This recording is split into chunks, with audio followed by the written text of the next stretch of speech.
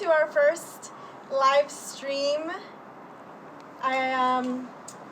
It's kind of weird because I can't see your comments, but I hope you're all there, and we're really excited to welcome you to this interesting way of having our Creative Morning event today. We're sad that we couldn't have you all present here because of COVID, but the coronavirus, but that also made it for a really unique event, and we're here to kind of give you a sneak peek at a place that is very close to our speaker for today that isn't generally open to the public. So we're going to do this a little MTV Crib style. But yes, our formal introduction. Welcome to Creative Mornings Malmo. If you're joining us from a different city, hello. Hello from Sweden. We are not yet in full quarantine, so we've taken advantage of being able to come here as a small group. We're just 3 of us, volunteers. We're keeping our distance. We're not close to one another. But here's our lovely signs set up at the location, and soon you're gonna get a sense of where we are, but right now it's still a little bit of a secret. You're gonna get peeks as we go along. I just want to introduce who we have here today. We have a few volunteers that have made a lot of this possible. Cecilia, hi. She is our lovely event coordinator, and she also does some graphics, and she's the reason why we get to have these really cool signs at our events. Thank you so much.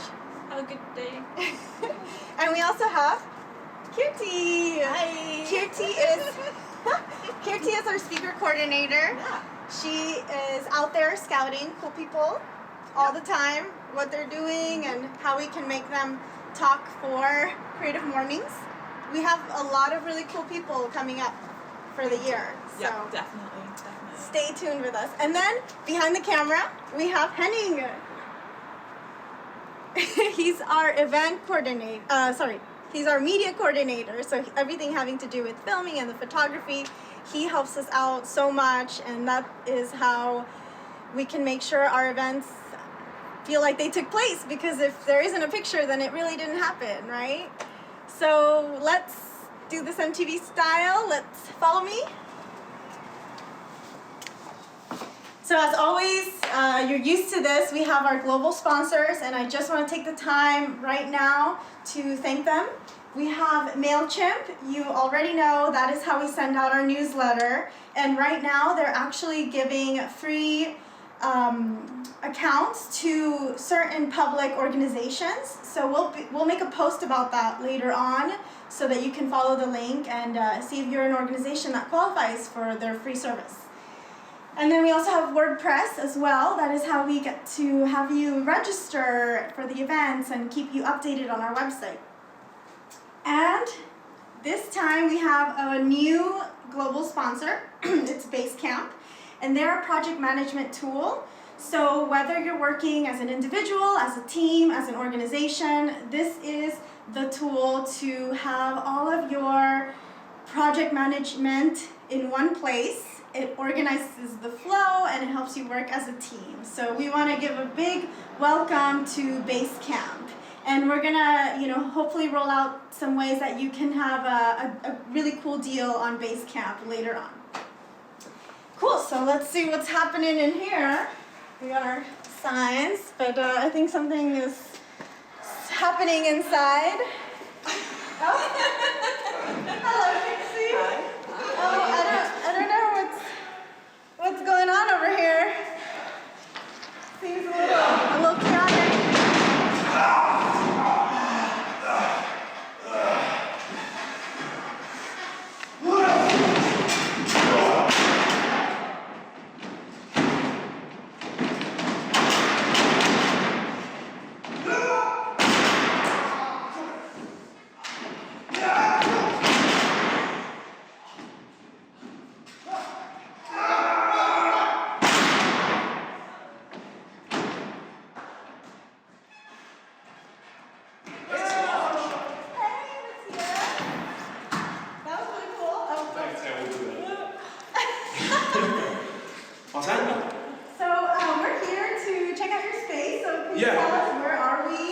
We're at the Svensk Wrestling Syd training hall. So this is where we hang out to train our new trainees, the rookies.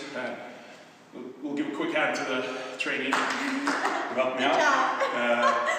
Yeah, so this is where we have the ring, and we move it from here when we're doing our shows, which is something I'm going to talk a little bit more about. So this whole thing? Yes. Cool. So how long have you been here? Not too long in this location. So we've been here for, I'd say, 3 months, maybe, and then we've been an active organization for over 10 years now. 10 years. Yes. All right. And how often do you train there with the team? We'll do 2 to 3 times a week. Obviously, in these days, with the virus, 2 for the rookies and 2 for the more experienced guys, and one of them will be mixed, so they can a little bit from each other. So if somebody's interested in wrestling, do they just show up at the door?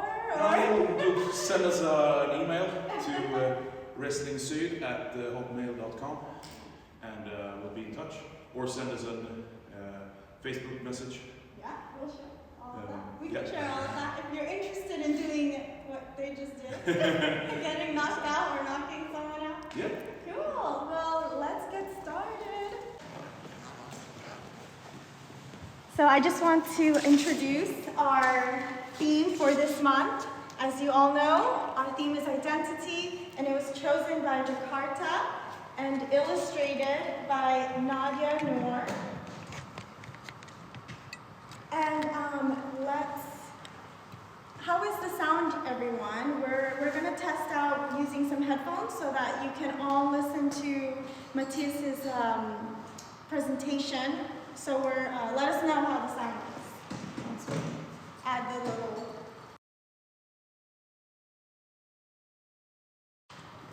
So we'll do a little testing. Yeah, I hope everyone can hear me well. Yeah, can you all hear?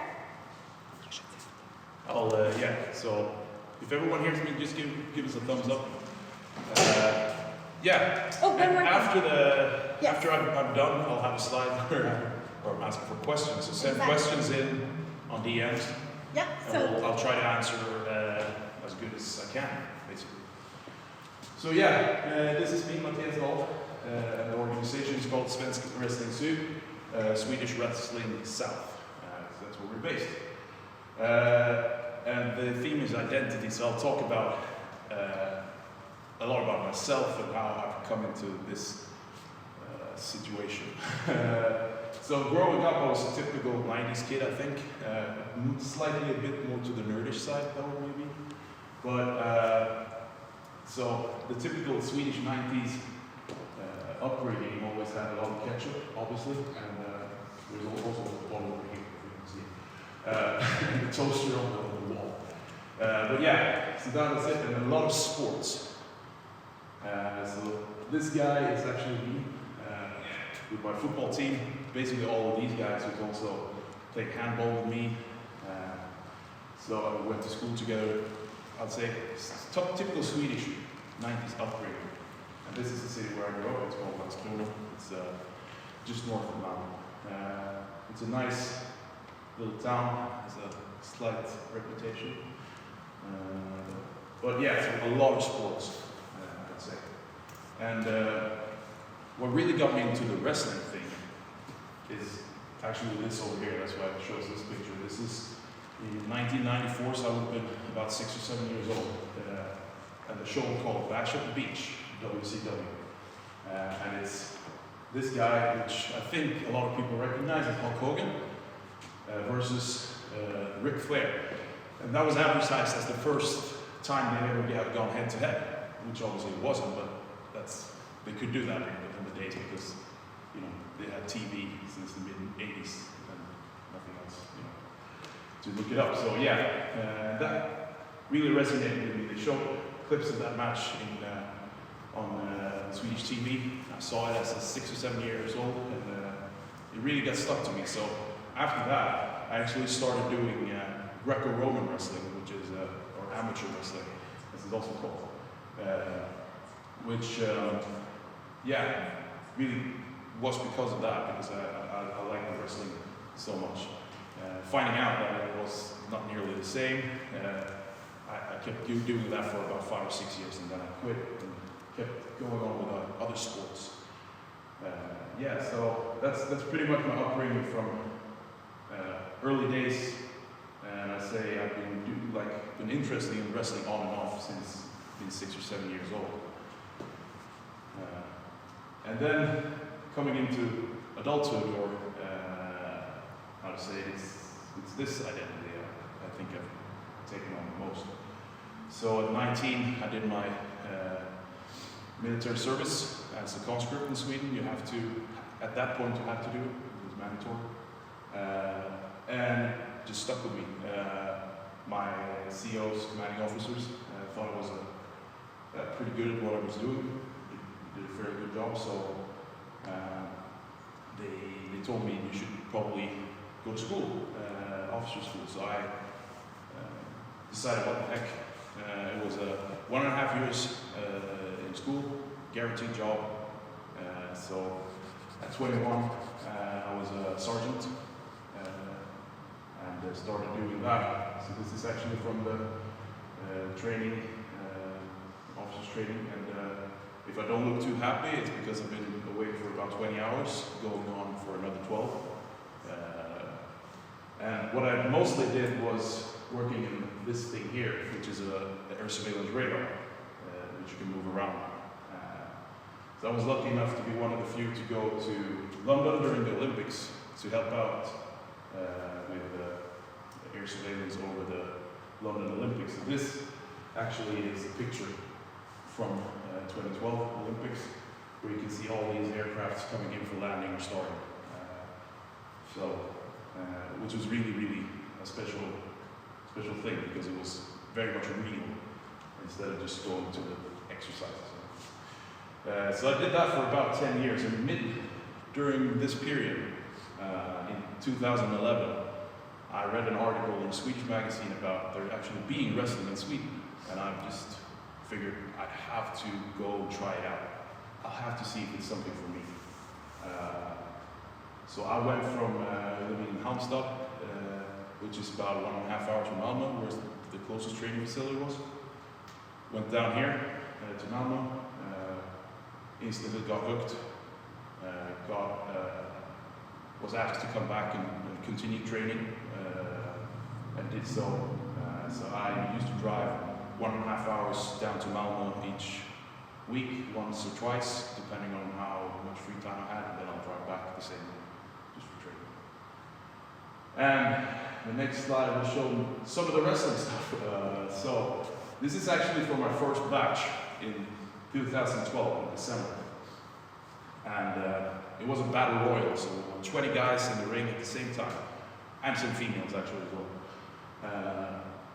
And the object is to throw everyone else over the top rope, and the last one standing is declared the winner. The funny thing about this, I didn't know I was going to do it until the Wednesday. This was a Saturday, which is kind of special, but it's the wrestling way, I guess. And also during the Saturday, like just a few hours before, they handed me the piece of paper that said what the order of elimination was, and I was fourth to go out, staying in until the very end, which I was not at all prepared for. But it turned out well, even though I got a boot straight in the bush. But it was really fun. So, explaining wrestling very shortly as well. Now, keep on listening, please. I'll try to be brief. If you didn't catch it, saying the order of elimination, wrestling is scripted. Wrestling is a very physical theater. It's improv theater that is very, very physical. And everything that happens on the fly. You don't pre-plan everything in detail. It's not like a dance. You learn the basics and then you put it together. And it stems from the traveling circuses back in the day in the US. There's a lot of really fun, interesting stuff about how that traveling circus identity still is somewhat in the wrestling industry, but I won't go into much detail on that, but there's a fair bit of that still living inside of wrestling, hustling and trying to get merch sold, stuff like that. And a lot of terminology about what you call people as well in the wrestling industry. So yeah, and wrestling, I usually explain it as being a bit of it's like a TV show, TV series, especially since it's evolved from that since the 80s. So it's a continuous show going on with a story arc, and everything happens just before your eyes. It's not like you can cut and reshoot stuff. You have to do it live there for the live attendance, which is something very special. So I don't know if it shows, but there's a lot of blood on my face in that image, and it's not CGI. It's not like fake blood. It's my blood. It's actual blood. So whenever you see a guy bleeding on a wrestling show, it's actual stuff. Yeah. So the next slide is a lot more physicality. This photo is taken at a German show where this guy over here jumped from a balcony on top of all this. So there's a lot of trust going into it as well. He has to trust us to do the job for him to catch him, help him out. And he was scared. It might not show, but it's very high. And as you can see, there's a lot of crowd around. So we were just in the midst of the crowd, and that always resonates with people. And I'll get into that as well. We were so close to the fans. This shot over here might not show too well, though. There's my teeth that got knocked out of my mouth during the match. Stuff like that happens, but the show must go on. And I bet a lot of guys out there wonder, why do you do this? I got my teeth. Why do you do this? And we'll get to some of it on the next slide. Yeah, so you get to do a lot of fun stuff as well. I've been the champion simultaneously in Sweden, one of the two biggest promotions, which is always fun. You're a big name, you get to go out a lot. Obviously it's scripted, so I know I'm not the best, but if I get to hold the belt, that means I can bring people in, which is kind of the biggest credit you can get. Oh, he's the champion, I want to see what he can do, stuff like that. I've slammed someone through a wedding cake, something you don't usually do in real life, but wrestling, it happens like every once time. And might not show, that's Samantha Fox, which I had the privilege to meet at a wrestling show as well. So she actually did a spot where she kicked the bad guy in the nuts, celebrated me. So that was fun. So you get to do a lot of fun, creative, crazy stuff, which is obviously why you get hooked on it. You can be in the moment and do stuff, find stuff out. And if something slips up, the crowd won't know. You just run with it, and you can create something magical from that, which is really, really fun. So that's one of the things why I keep doing this. And the next slide is more about the identity. So this is more about trying to get to know a little bit more about myself and what I'm doing in wrestling. So if you go back a slide, just please, you can see I have a different singlet than I have in the next slide, and a different look. At the start, I was just this angry guy, big angry guy. There's not much to build on as a wrestling persona. There's not a lot to do. And it wasn't obvious for me. I had to have people like a guy tell me, you should probably do the military stuff, That's you. You're in the army. You're an NCO. Right. Well, yeah, why not? Tried it out, got the stuff done, and as soon as you get in there and try it out, you can be more of yourself. You can bring more of your own identity into the character. So when something happens, like if someone in the crowd yells something at you, you can react instinctively instead of have to think about, what would my character say? I just say it as myself, because what I'm doing in the ring is pretty much me but with amp turned up to 11. And that is one of the key things I think in this creative phase. Just turn it up. Just go crazy, and if that's too much, and then you can bring it down. But it's harder to just bring up a little bit. Just go full out, and then turn it down from there. So this is what I'm doing now. I'm the human battle tank, which is really fun. I can be instinctively ready to say stuff, do stuff, and I feel more to myself, and I feel assured in what I'm doing as well in the ring. So it transpires more than just being a wrestler. It's comfortable for me. And I also get to do fun stuff with my friends. This is a friend that used to do the film festival in Lund, and they had a showing of a Kaiju movie with big guys in suits in Japanese style. And there was a wrestling movie, so he wanted to do something similar. So that was really cool. Being creative as well. He built the city of cardboard. Yeah. So the next slide will be a bit more about also why you do this. This is a picture showing there's kind of a brotherhood in it. Oh, sorry. There's a kind of brotherhood in it, which resonated with me from the military. A lot of people in the military say this, oh, you're the brotherhood, you know, blah, blah. But it is kind of true. When you do stuff together in a very close, you know, very small context, you kind of bond a little better. If you sleep close to each other in minus degrees and stuff like that, you get closer, you do. And this is kind of the same deal. When you travel for 10 hours to go to a show together in a car, and then you go in the ring for 10 minutes and then you go back home. You have to be, you know, get that bond, or otherwise you're not going to keep doing this. So we have a lot of fun together. That's basically the point. And over here we have some of the greatest wrestlers around. Dean Hallmark and James Mason is absolutely fantastic. I had the privilege to work with them in England for 3 weeks. It was learned so much just wrestling, which is fantastic.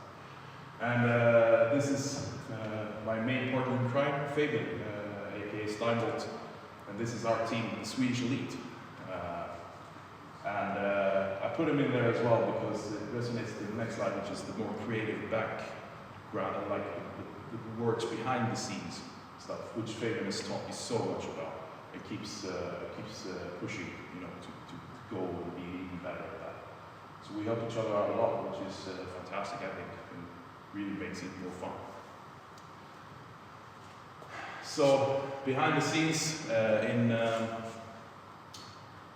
I'd say it must have been 2014, I just happened to be the guy to get to take over the behind the scenes stuff, to be the creative guy, to put the promotion on for the show, to put the matches on, to put the storylines together. How does this guy get mad at that guy? Why does he have the belt, and so on.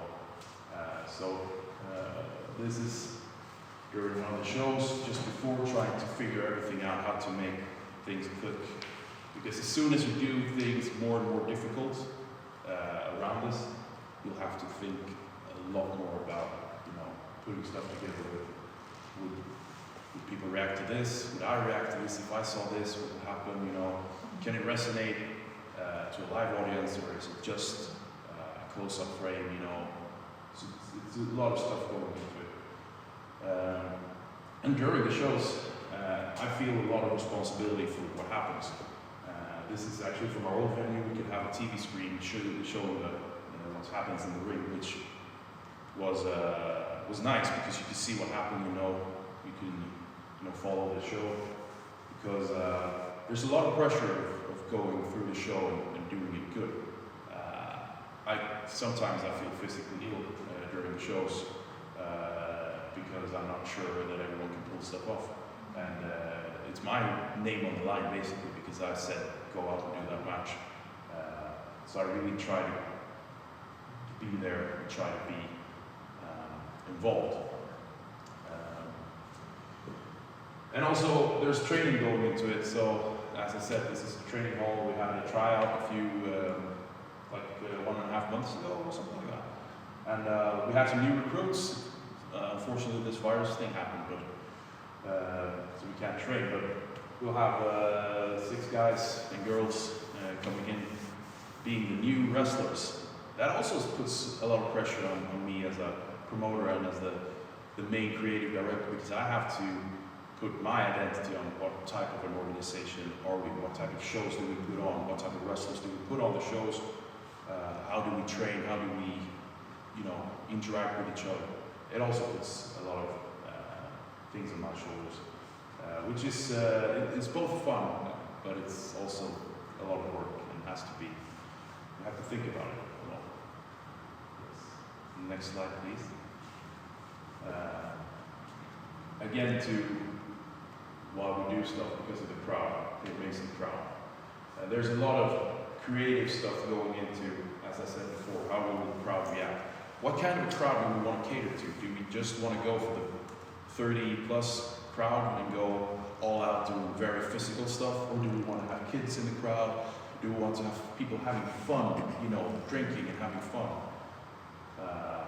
My main goal is to have as a wide variety as possible, so we can bring in as much people as possible into this, because it's still kind of a subculture in Sweden. We get about 300, 400 people at the shows in Malmö, and in Gothenburg we have about 600 people, which is it's cool, it's nice, and the crowds are awesome compared to a lot of crowds I've been working in front of.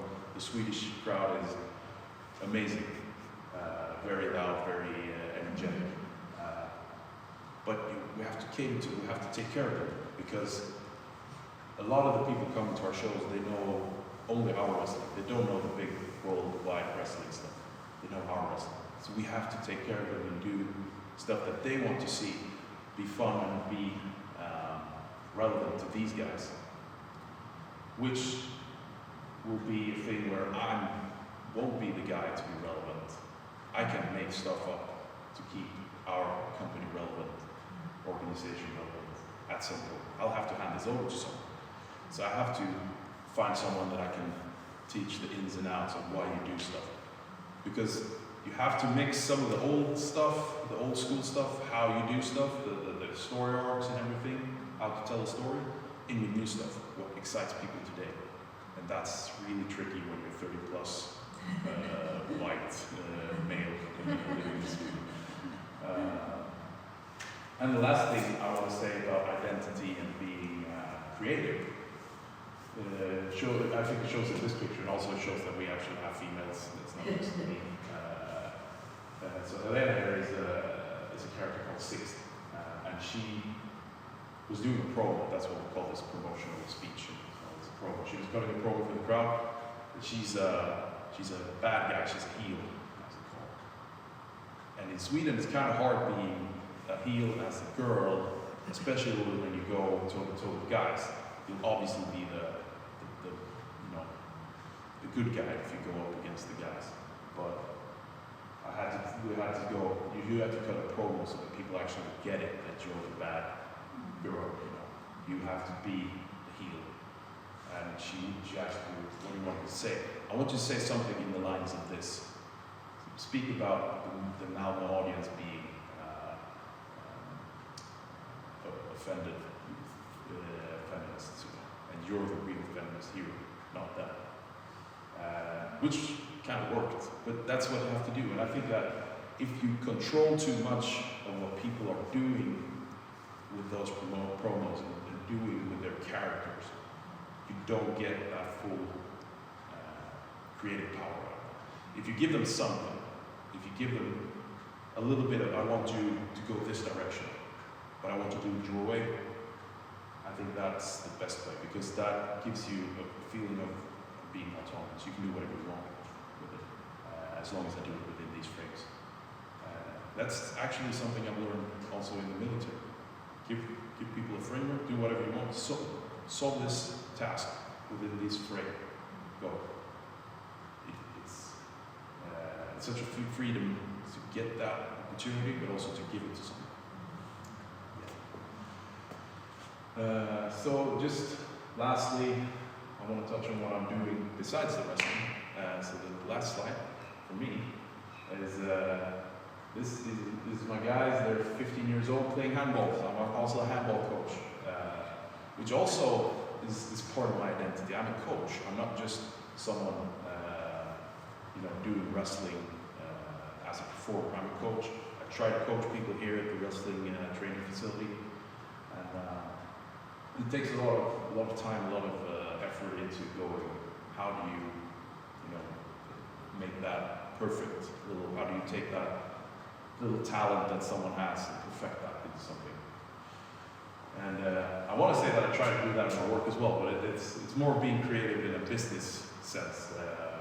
I'm a consultant manager for a firm called Military Work, which employs people with a military background, and we put them to work in a civilian context. So being creative, especially these days with the virus spreading, people don't want to hire. We have to be really creative with what we're doing, which is fun, but it's kind of tough as well. And obviously the Svensk suit with a nice logo here. We just got made. I'm still doing that, and it's been put on a little bit of a hold. We were supposed to have a show last week, which we have to postpone. So the next show we'll do in Malmö is May 30. That's for now. That might be changed, but that's what we know for now. So that's a little bit about myself and my identity. And I'm hoping that's good enough for talking about this. I'll if you go to the next slide, there's a funny picture of me looking like what's happening. So if people have any questions, go ahead. I'll gladly answer them. And I understand that people might have questions about wrestling in general, and I'll try to answer them as good as I can. Thank you.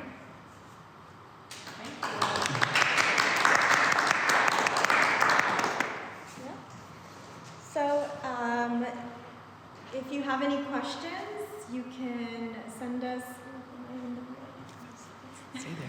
You can send us a DM. You can comment it here. We'll try to read them, but we'll give you a few minutes, and maybe we can start with a question here. I have one. Have you seen the Netflix show Glow? And what do you think of it? I think it's, for 2 seasons, absolutely great. The third one I didn't enjoy as much, but it's really cool. It's really nice. There's a lot of things that depicts wrestling in a very, very correct way, I think. Unfortunately, sometimes, but especially, I think it's the 3rd season with... No spoilers. What? No spoilers. Oh, yeah, right. Well, there's a situation with one of the girls having a lot to drink, let's say that, and that's a lot of wrestlers have fallen into that trap, so to speak, I think, especially in the 80s. And it's really fun because the girls were trained by actual wrestlers, Chavo Guerrero and Carlito, which are tremendous wrestlers. Welfare Queen, for everyone who's seen the show Welfare Queen, she's an actual wrestler called Awesome Kong, and she's fucking great. She's one of the greatest people I've ever met. Yes? And maybe repeat the question. Maybe repeat the question. Oh, yeah, sorry, yes. Whatever. So you said you started out with Harley Rage as like a bad guy, angry guy. Yeah. And then you developed Harley Rage with the military background. Has he always been a bad guy, or has there been good as well? The question is basically, have my character always been a bad guy or a good guy? Well, no, I've changed between the two. The terminology is a face is a good guy, a baby face, and a heel is a bad guy. And in the 90s, a new term was coming up called a tweener. That's someone in between a face and a heel, which is something I didn't really like. I like to be clear cut. But no, I've changed between the two, and that's also something very creative. I have to find out how do I switch from being the absolutely worst human being in the planet to being, oh yeah, these guys now like me. So I actually did it once. I did a speech about going into retirement, a but then change my mind during the speech, you know. So people will go, oh no, and they go, yeah, and then you know. So there's stuff you can do with a crowd, but yeah, it's hard because after a while, especially for the TV productions, it gets a bit disillusioned where you go, oh, is he a heel or a face now? I don't remember because he's going back and forth. So we have another question. Who are your main influences as a wrestler and as a booker? Main influences as a wrestler and a booker. As a wrestler, my favorite wrestler as a favorite wrestler is Sting. He's a bit smaller than me, so I can't really use his stuff. But Samoa Joe, I'd say, is the guy I've mostly looked at his stuff and go, yeah, I want to do those stuff. So Samoa Joe, I'd say, for inspiration. As a booker, it's kind of hard to say. I'm looking at a lot of old wrestling stuff, 80s and 70s, about booking matches, booking shows. I really enjoyed, I listened to a podcast with a guy called Rick Rogers, who's a phenomenal guy as well, funny as hell. But he has so many valid points of how to book a show. You can't start the show with an absolute banger of a match because what the other guys going to do, for example. That's like, so Rick Rogers and as I said, Fabian Steinbolt's taught me a lot about that as well. Cool. Right. Nothing else. Someone was like, Sting! Exclamation. Yeah. Stinger. Yeah. So, Especially Sting in like 96, 97, we did the black and white face paint just after the Crow movie had came out. So cool. Yeah. Cool. Yeah. Can wait a little bit and see if anyone else has a question they want to send in. I have one here. Yeah. How do you sometimes prepare before a show? Like, do you have a lot of time when you have people flying in to set up? Oh. You know. Yeah, gotcha. How much time do we have, and how do we prepare for the shows? Normally, we'll meet at noon-ish to put the ring up. So we'll be there pretty much all day when we put on a show here in Malmö. Then guys come in, from whenever it suits them. I've had guys actually show up after the show started, which is, it's not the best. But you manage. You just switch the matches up a little bit so you can put them on later on. And depending on the guy, if it's a rookie that has to go through the match a lot more before, that's not very good. It rarely works. But if it's a veteran guy, he can just go in there.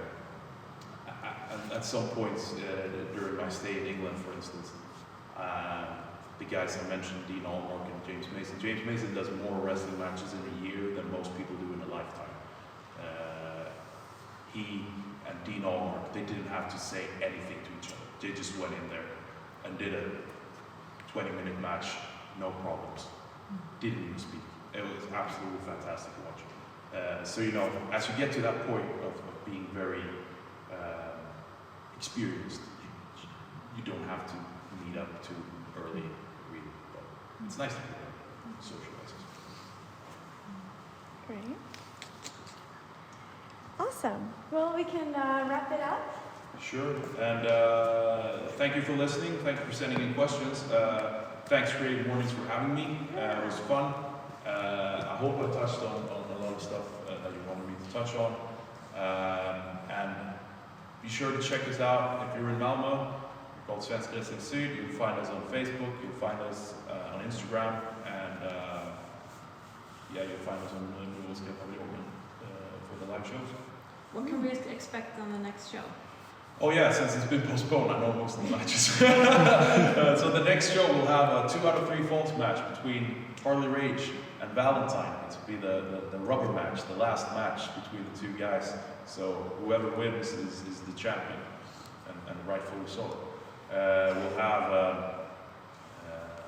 now we know, we're supposed to have a lot of Danish guys, but we don't know if we can bring them in. because the Body Slam Wrestling Federation, they want a piece in Sweden, so you know they're coming over.